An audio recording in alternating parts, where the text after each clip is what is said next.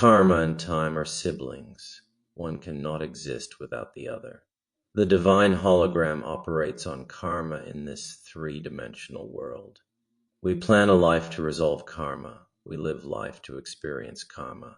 There's no fake learning here. Everything is learned by the soul.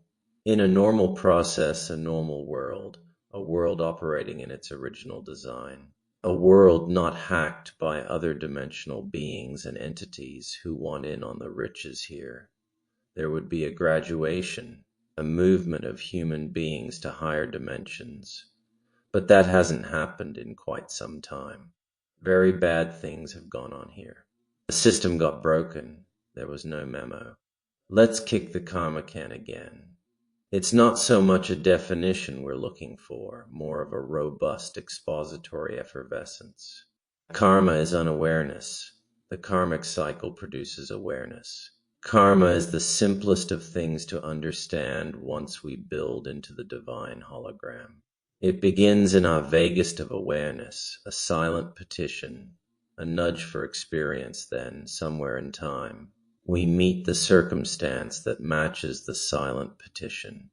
We sign the contract and we cycle through the karma.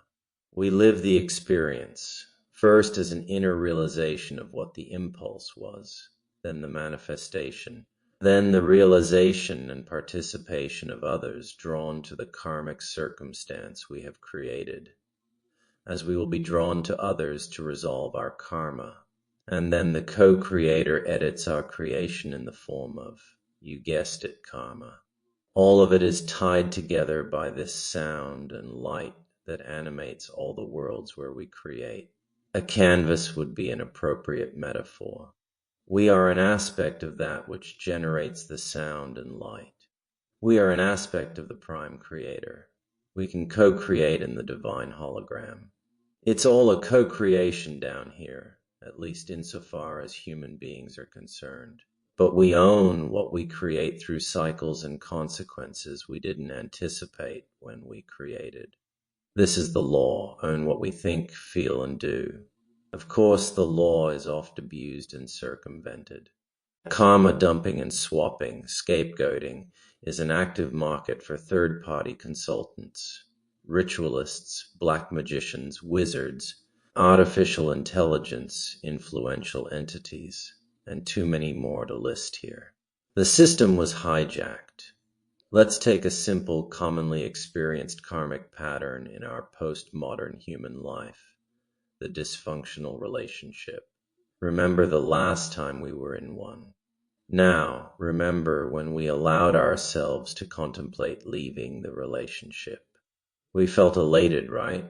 It was a mixture of fear, elation, and tension. Our precognitive workforce foreshadowed our emotional state. That's how we were able to feel it. We borrowed emotions from an as-of-then unlived future. But remember, time is only sequential when we're in the skin suit. Otherwise, it all at once never happened in a long time ago. It's possible to have a parallel set of experiences. There can be two parallel and simultaneous expressions of us existing at decision points. The simultaneously existing I am chooses to walk out, but we don't, or vice versa. It makes no difference. There's an infinite number of reasons why parallel crossovers happen. It balances out the old karmic journey and creates a new one, the law of entanglement. The great awakening upon us transcends karma. The awakening is the end of karma as a universal law. Karmic entanglement is no longer to be used as a universal law. Consciousness has evolved in our part of the galaxy. The simplicity of karma can easily be intentionally abused. It can lock beings into servitude without end.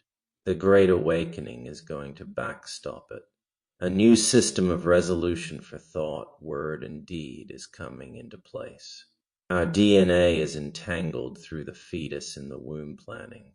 It sets a multitude of potentials omnidirectionally. There are plenty of people within a family who don't have a great connection to each other. Its purpose is revealed in the spiritual contract. Look at entanglement through thought constructs. An example is living with a person for a long time and generating a point of view about them. The construct makes for very easy interaction because of the many neural pathways between the two people. This creates additional pattern recognition, which results in more thoughts. We then project the entire thought construct onto that person. The construct must be broken at some point because it will impede objectivity. It will become the norm. We create and break these thought constructs all the time. It's the conscious aspect of entanglement. We are not stuck in reincarnation. We incarnate and reincarnate. In the first part of our lives, we might be a reincarnating soul. If we break through false propaganda, we may become incarnating souls. Or we start as an incarnating soul, then run into a karma cluster that makes us into a reincarnating soul, repeating karmic cycles. A rinse and repeat that doesn't stop until we break out of the karma. We can be both at the same time. It depends on our ancestral lineage. There's a specific fetus agenda from lifetime to lifetime. The avatar agenda evolves the greater soul's ability to generate light and have experiences over thousands and thousands of I am expressions who have been fetuses. There are times where the oversoul, the avatar, gets looped in servitude to a system that lowers its capacity to use light, and as a result, it cannot expand. These cycles are a lot longer than people think. A soul can be down here in the sound and light holograms for billions of years. It's a little like a prison. Some people get so used to it they enjoy it. They don't want to leave.